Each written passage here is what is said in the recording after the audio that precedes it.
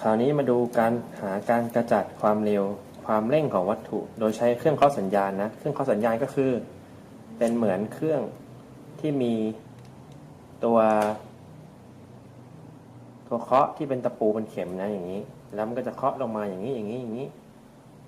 และตรงที่เคาะเนี่ยมันจะมีแผ่นคาร์บอนเคาะลงมาอย่างนี้แล้วเขาก็จะดึงไปเรื่อยๆแล้วก็จะมีจุดเกิดอยู่ที่แผ่นคาร์บอนนี้นี่เครื่องเคาะสัญญาณเวลาจะอาศัยความถี่ของกระแสไฟฟ้าขนาด50รอบต่อวินาทีนะ50รอบต่อวินาทีซึ่งจะทำให้ตัวตะปูที่เป็นเข็มและเป็นตัวเคาะทำให้เกิดจุดบนกระแถบกระดาษคาร์บอนโดยจะเคาะ50ครั้งใน1วินาทีถ้าอยากเห็นภาพก็ลองไปเสิร์ช YouTube ดูนะว่าเครื่องเคาะสัญญาณเวลาเป็นยังไงนะก็จะเห็นภาพฉะนั้นช่วงเวลาการเคาะครั้งหนึ่งเนี่ยกับครั้งถัดไปจึงมีค่าเท่ากับ1/50วินาทีก็คือระยะเวลา1ช่วงจุดจะเท่ากับ1/50วินาทีนั่นเอง1ช่วงจุดก็คือจากจุดนี้ถึงจุดนี้เรานับงี้นี่4ช่วงจุดเพราะ1 2 3 4นี่4ช่วงจุดจากรูปนะ4ช่วงจุดก็คือ4คูณกับ1/50เท่ากับ4/50วินาทีนั่นเองโอเคเนาะคราวนี้มาดูตัวอย่างแถบกระดาษคาร์บอนที่ถูกดึงผ่านเครื่องเคาะสัญญาณ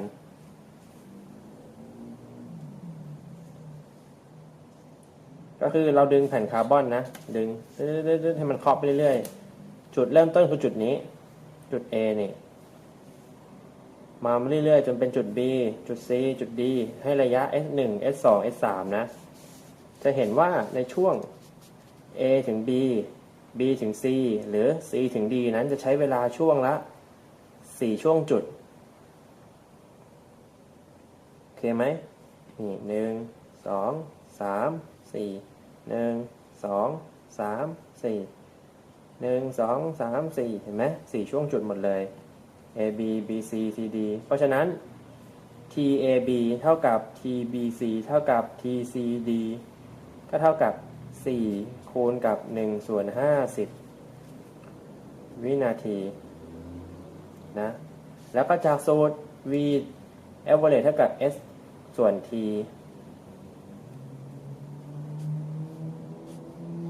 เพราะฉะนั้นอัตราเร็วเฉลี่ยของช่วง AB ก็คือ VAB เท่ากับ S ส่วน T T ของ AB ก็คือ1คูณ4หารด้วย50นั่นเองนี่อัตราเร็วเฉลี่ยของ BC ก็คือ S2 ลบ S1 นี่ของ BC ก็คือช่วงนี้นี่ก็เลยกลายเป็น S2 ลบ S1 ก็เลยจะได้เฉพาะช่วงนี้มาหารด้วย4คูณ1/50นั่นเอง VCD ก็เหมือนกันเราต้องเอาระยะทั้งหมดตรงนี้ลบด้วย S2 ตรงนี้มันก็จะได้ระยะตรงจุดนี้ช่วงนี้แล้ว CD ก็เลยเป็น S หารด้วยเวลาที่เราเท่ากันตรงนี้ไปแล้วก็จะกลายเป็น VCD เท่ากับ S3 ลบ S2 หารด้วย C คูณ1/50เรามาทวนต่อเครื่องเคาะสัญญาณเวลาจะเคาะด้วยความถี่ของสายไฟฟ้า50รอบต่อวินาทีเคาะลงกระดาษที่เขาเรียกว่ากระดาษคาร์บอนจะเคาะ50ครั้งใน1วินาทีนั่นเองคราวนี้เราก็มาดู1ช่วงจุดเนี่ยจะเท่ากับ1/50วินาทีอันนี้4ช่วงจุดแปลว่าจะต้องเป็น4คูณ1/50วินาทีนั่นเองก็คือจะเป็นตัว t ก็คือเวลาคราวนี้ถ้าเป็นระยะห่างระหว่างจุด A จุด B ที่เขากำหนดมาอย่างเงี้ยถ้าระยะห่างระหว่างจุดช่วงจุดเนี่ยมันเท่ากันเพราะฉะนั้นเวลามันก็จะต้องเท่ากันคราวนี้เราก็จะสามารถมาหา v ได้แล้วเพราะ v เท่ากับ s ส่วน t ก็ต้องใช้ s จากจุดนั้นไปถึงจุด b ถึงจุด c จุด c ถึงจุด d อะไรอย่างเงี้ยก็แล้วแต่ที่เราสนใจแล้วก็หารด้วยเวลาที่เรา รู้ตรงนี้ไว้แล้วเท่านี้เองง่ายๆต่อมาเรามาดูโจทย์จากแถบกระดาษที่ได้จากการลากแผ่นเครื่องเคาะสัญญาณเวลาชนิดเคาะที่50ครั้งต่อวินาทีเมื่อนำมาเขียนกราฟจะสอดคล้องกับกราฟข้อใดเราดูแล้วแผ่นคาร์บอนแผ่น A เริ่มจากการดึงเร็วขึ้นเร็วแล้วค่อยมาช้าเห็นไหมจุดมันค่อยๆสั้นระหว่างจุดมันค่อยๆน้อยลงเรื่อยๆแปลว่ามันดึงกระดาษตอนแรกดึงเยอะแล้วก็ค่อยมาดึงช้าๆแล้วมันก็เคาะลงไปเรื่อยๆถูกไหมส่วนจุด B ระยะห่างคงที่แปลว่าเขาเคาะมันเคาะ1/50อยู่แล้วเขาดึงด้วยความเร็วคงที่มันก็เลยได้จุดที่มันเท่ากันเพราะฉะนั้นเรามาดูกันข้อ A ข้อ B นี่ v คงที่นะอันนี้ต้องเป็น v ทำไม v ลดลงเพราะว่าระยะห่างมันเริ่มลดลงเรื่อยๆเพราะฉะนั้นข้อ B v คงที่ไหมไม่อันนี้ b คงที่อันนี้ไม่เพราะฉะนั้นน่าจะตอบข้อ B แล้วลองเล่นในใจกันครับวันนี้มาดูข้อ A ก่อนตัวแถบแผ่นคาร์บอน A v ลดลง v ลดลงก็คือกราฟก็ต้องลดลงมีไหม A อันนี้ลดลงแต่อันนี้ไม่ใช่เพราะฉะนั้นก็เหลือแต่ข้อ B เพราะฉะนั้นตอบข้อ B นั่นเองคราวนี้มาดูข้อ 2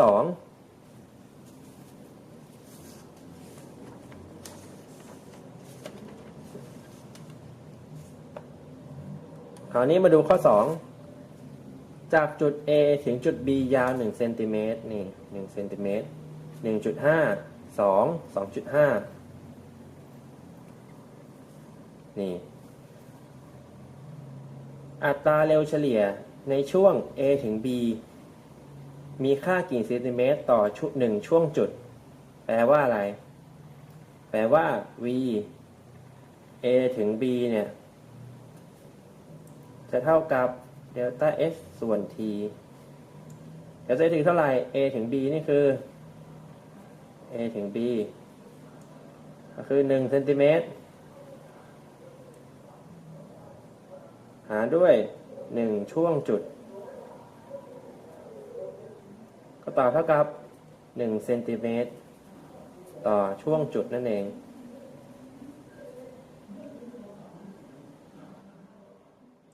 ต่อมา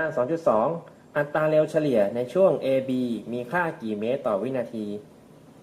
แล้วก็มาดู v AB เท่ากับ1คูณ10 ยกกำลังลบ2เมตรหารด้วย1/50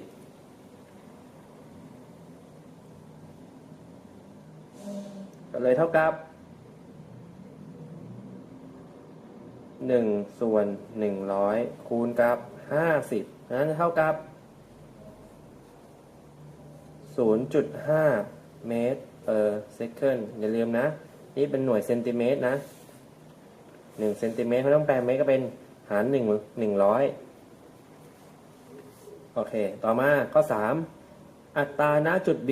มีค่ากี่เซนติเมตรต่อ1ช่วงจุดเพราะฉะนั้นที่จุด B ก็จะต้องคิดคอม B คือคิด AC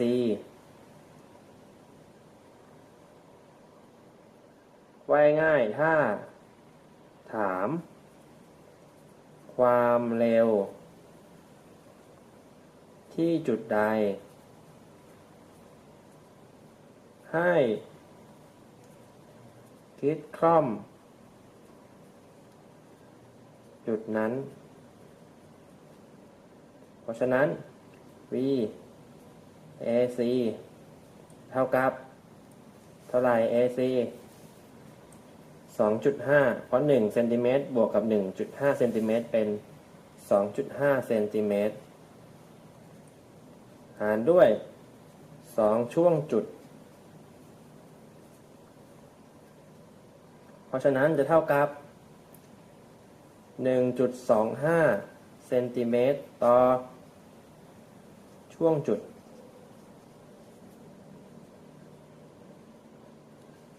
ต่อมา 2.4 อัตราเร็วเฉลี่ยในช่วง AE มีค่ากี่เมตรต่อวินาที AE นะเท่ากับ 7 AE คือจุดนี้ถึงจุดนี้เท่าไหร่ 2.5 บวก 1.5 บวก 1 บวก 2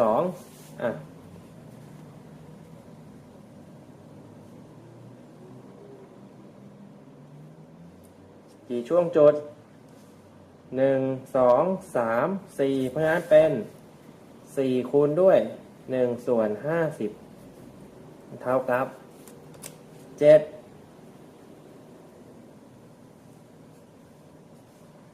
เซนติเมตร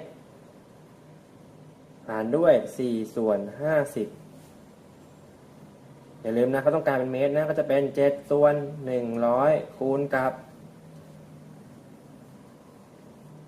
50 หาร 4 ออกมาเท่ากับ 0.875 เมตร per second ถ้าเขาถามต่อช่วงจุดเราก็ดูเลยว่ากี่ช่วงจุดแล้วก็เอามาคิดถ้าเขาถามเมตรต่อวินาทีต้องแปลงเซนติเมตรเป็นเมตรก่อนต่อมาอัตราเร็วเฉลี่ยในช่วง AE มีค่ากี่เซนติเมตรต่อ 4 ช่วงจุดดังนั้น v AE เท่ากับ AE คือ 1 บวก 1.5 บวก 2 บวก 2.5 หารด้วย 4 ช่วงจุดเซนติเมตรแปลว่าต้องเท่ากับ 7 เซนติเมตรต่อ 4 ช่วงจุดเห็นไหมเท่านี้เองง่ายๆถ้าเขาถามต่อ1ช่วงจุดเราก็ต้องดูว่าจาก A ถึง B เนี่ยมีกี่ช่วงจุดก็1ช่วงจุดก็ตอบไปได้เลยถ้าเขาถามต่อ4ช่วงจุดเราก็ดูว่าจาก A ถึง E กี่ช่วงจุด1 2 3 4 4 ช่วงจุดแล้วก็ตอบไปได้เลยเห็นนะแต่ถ้าเขาถาม1ช่วงจุดแต่ว่ามันค่อม2ช่วงจุดแปลว่าเราจะต้องเอา2มาหารแล้วมันจะตอบเป็นเซนติเมตรต่อ1ช่วงจุดและอย่าลืมถ้าเขาหาจุดไหนให้เราคิดค่อมจุดนั้นไปเลยสมมุติถามหาจุด B แล้วคิดค่อมเป็นจุด AC ไปเลยใช้ระยะระหว่างจุด AC แล้วก็หาร2ช่วงจุดแทนเราก็จะได้จุด B เข้ามาก็หวังว่าน้องๆจะชอบคลิปการสอนและถ้าน้องๆมีคำถามสงสัยก็คอมเมนต์ที่ใต้คลิปนี้ได้เลยและอย่าลืมกดติดตามช่อง Focuser Tutor เพื่อไม่ให้พลาดการสอนแบบสรุปย่อยให้ง่ายที่สุดกับพี่โฟกัสและพบกันใหม่คลิปหน้าจ้า